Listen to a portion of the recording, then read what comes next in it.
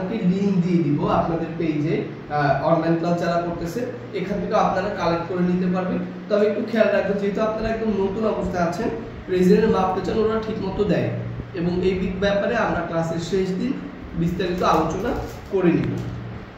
তো যাই হোক, আমরা রেজিনটা সম্পর্কে জানলাম, এবং রেজিনটা সম্পর্কে আরেকটা বিষয়, সেটা হচ্ছে রেজিন নিয়ে যারাই কাজ করবেন এটা হ্যান্ডিক্রাফটের আওতায় পড়বে, কিন্তু এটা 100% দেশীয় কাজ বলা যাবে না যদি আপনি সরাসরি মোল্ডে কাজ করেন।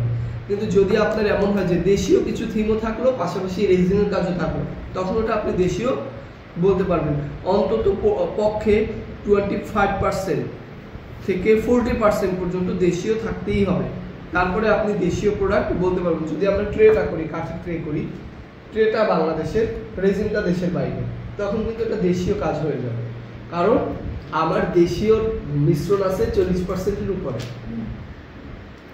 এখন এটা আপনি আমাদের বাংলাদেশের কাঠের বেজের উপরে একটু পেইন্ট করে একটু রেজিন দিয়ে দিলেন, ওটাও আমার দেশীয় কাজ। কিন্তু যদি আপনি এটা একটা মোল্ডে করেন, মোল্ডে করে সরাসরি ওই রেজিনটা দিয়ে ওইটা উঠায় ফেলেন, তাহলে ওটা দেশীয় হবে না, ওটা হ্যান্ডিক্রাফটের আওতায়, কিন্তু দেশীয় হবে না। এই কথাটা বলার একটাই কারণ, আমরা যাদের ক্লাস করাই আমরা চাই তারা প্রত্যেকেই উদ্যোক্তা হবে।